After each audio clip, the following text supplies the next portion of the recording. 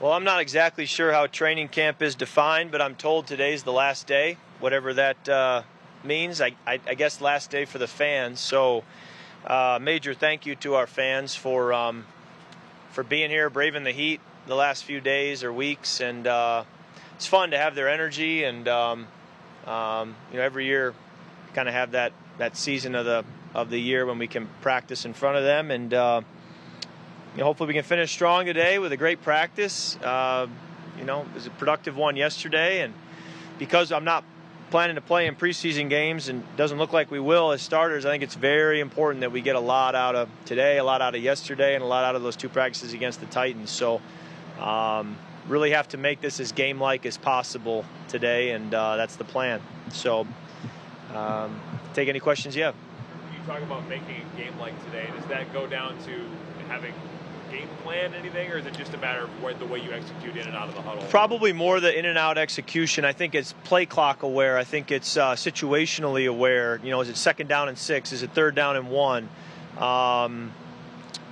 Really just making sure you're on the details, the fundamentals. So I think trying to simulate the rush as best you can too, and saying, all right. A couple times yesterday, I moved in the pocket, would have taken a sack or would have had to throw it away, but I thought, I need to get the rep at seeing this play down the field, so I kind of slid and threw the ball deep. And even tell the defensive end after the play, I know you sacked me there, but I needed the work, and vice versa sometimes, where you feel the rush and you say, I need to get out of the pocket here and treat it like he's about to rip my face off and train for that. So you kind of try to play both as best you can, but be extra aware of that. And protect the football too. You're good. Not playing in the preseason, do you advocate, or how do you feel about not playing it? Is that just kind of the new normal, I guess?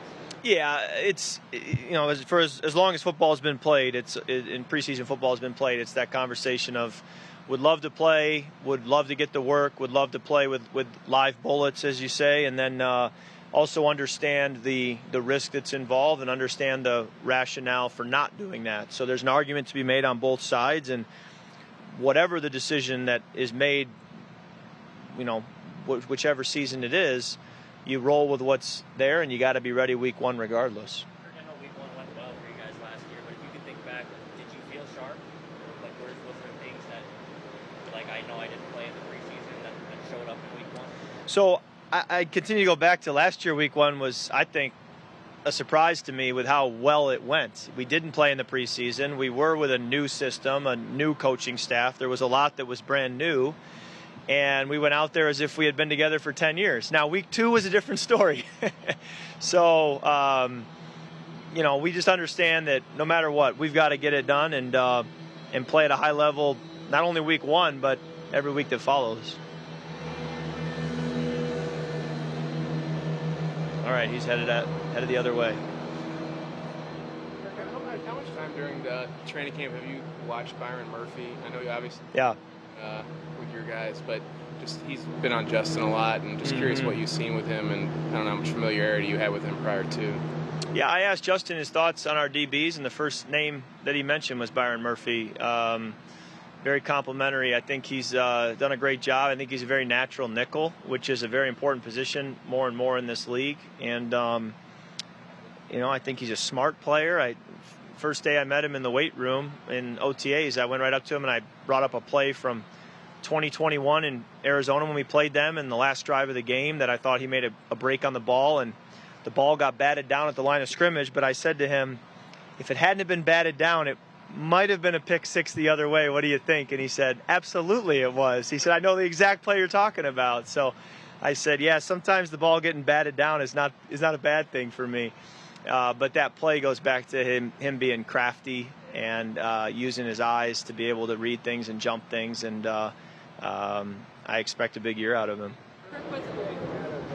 Working with Drew Petzing that 18 season. Yes. Surprised at all that he's a offensive coordinator now?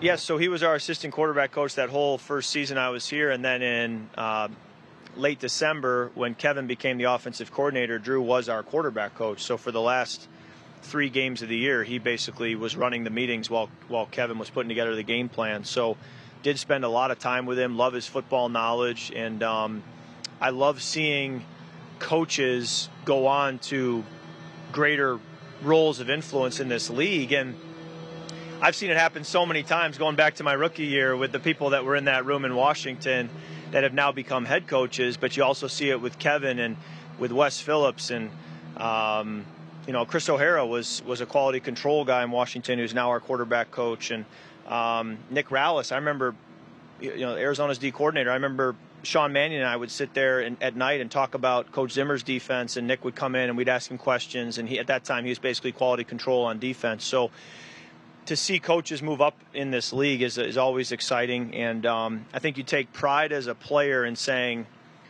can you help elevate coaches' careers? I've always said that when the ball is in your hands as a quarterback, you're holding the fate of a lot of people in this organization. And I don't say that out of pride. I say that, if anything, with humility, to understand the responsibility you have and take that very seriously. And so anytime you can see a coach that you've worked with go on to better things, you say, hey, that's an important part of this job as a quarterback. If today's a carbon copy of yesterday, would you be satisfied with what you got in? Or are you the kind of guy that no matter how much I work during the preseason, I'm never satisfied before week 1? Yeah, I think I've had to learn that enough is enough and to trust your preparation. And that's where we're talking with Dr. Mack. He has to kind of remind me to have that trust mindset, because I think you're kind of hitting on what we talk about, that, I could go out here and practice 100 days in a row and still feel like I need that 101st day to be ready to go. And at some point you got to put it to bed. You got to trust your training and go play. And so there's a good side to that, being wired like that. And then there's a part where Dr. Mack comes in and says, hey, trust yourself. You're ready to go. And so certainly got to get a lot out of today, and then that's why I wear the helmet on preseason game day, because I'm trying to hear the calls as if I'm the one in the game, and I'm trying to make it as game-like as I possibly can, even without shoulder pads on. And I don't want to get to week 1 and in any way say this feels different. And so we've got to do all we can to make sure that we're not saying that. I mean, you also could probably just wear the earpiece, I'm guessing. Yeah. But that really is a difference to you? It's subtle. Yeah. It's subtle, but in this league, the margin for error being as subtle as it is, I'm gonna lean into those subtleties. So, I remember at Philly last year, first away game of the year, a call came in on a 3rd down, and it was a new term, a new play for that year, and so I hadn't heard that word a lot, and I'm sitting there thinking, the play clock's running, and I'm thinking, what did he just say? What did he just say? And then, okay, that's the play. All right. So you want to eliminate any of those moments you can. Yesterday, Justin was here talking about holes in his game and weaknesses and all that stuff. Is that unusual to hear from a guy that's, unanimous first-team All-Pro, or, what are your thoughts on that? I mean, him still looking at that. Yeah, I hope it's not. I mean, I don't see how you're going to be first-team All-Pro the rest of your career if you don't have that approach. I just watched a 30-minute interview with Jerry Rice on YouTube the other night, and I liked it, so I sent it to KJ and Justin to watch. And when you see the level of professionalism from Jerry Rice and the way he prepared, with all respect to Jerry Rice, borderline paranoia, to get better. The reason I sent it to Justin and KJ was to say, this is what greatness looks like. To a point where you're saying, boy, I consider myself a hard worker. That's a whole nother level. And so in my message to Justin, I've said this to you guys standing right here before, a year ago, 2 years ago, is great. You had a great rookie year. Great. You had a great year 2, Pro Bowl, All-Pro. Great. You're the 2nd best player in the league, according to NFL Network. That's all great. Can you do it for double-digit years? That will always be my challenge to Justin. And he knows that, and that's why he has that approach of, how do I get better? How do I improve? Defenses are going to try to take you away. They're going to double you. They're going to have a plan. They're going to change up their plan, snap in and snap out. And Kevin views that as a challenge. I view that as a challenge of, can we all be a part of Justin's success over the long haul, with obviously him being the key piece to that, because there are too many players I've watched in my 12 years who had a nice run and it ended way too fast. And I'm saying to Justin, don't let that be you. And I'm not going to let it be you as a quarterback. Kevin's not going to let that be you. But you obviously are a part of that too. And so he understands that, and that's why he makes a comment like that, which is great to hear. You've talked a lot over the last few years about not having the same play caller 2 years in a row and how much you wanted that. Now that you have that with Kevin, where have you seen that make a difference at the beginning of year 2 here with him? And time will tell, but I just think that, even yesterday, we had Jonathan Gannon was the D coordinator of the Eagles last year, right? So that game looms large with me. Remember it well. I thought Jonathan kicked my tail. But he brought a cover 0 yesterday, and he brought a 0 similar to that in Philly last year. And I went to Dalvin as my quick element in Philly. It wasn't there, so I threw it away. Meanwhile, my tight end to my left was standing borderline wide open because the free safety was covering him from depth. And that was a concept and a play where I just felt like I don't own this system yet. I'm not there yet. Yesterday in practice, got the 0, and it was a similar play where I could work that side. And I said to myself, I'll be darned if I don't go to the right guy this time. So sure enough, I kicked it out to Johnny Munt in the 2-minute against 0. Well, then we go back and watch it, and they made the point that, hey, this 0 came from so much depth, and it was picked up in such a way that there's probably another throw you could have taken. And so I said, it's funny because you have these iterations. You're always looking to get better, and you're saying, okay, I learned from last year's rep. I'm trying to get to the right guy, but maybe there was an even better place to go with the football. And so those conversations are great because Kevin and I and Chris and Wes can all refer back to that game against Philly because it was the same system. It was the same coaches, and we can say, remember what happened against this coordinator. Remember what you did here. I see what you were doing, but think about doing this. And so when I say you start to learn where all the bones are buried, that's what I'm talking about, is you start to say, hey, I remember something from 2 years ago, and I want to do this, but maybe against here I want to do that. And so you love those 400-level discussions, and getting to a place in my career where you can really start to have them is exciting. In terms of remembering plays on that level where you see it and it's right there, how much of whether photographic memory, whatever term you want to use, do you have from 8, 9, 10 years of starting the league? I'm not at that level, but I know that my memory is tied to emotion, and these games get pretty emotional. And so, a game that you lose, a play that you miss, it hurts. And when it hurts, it sticks with you. And,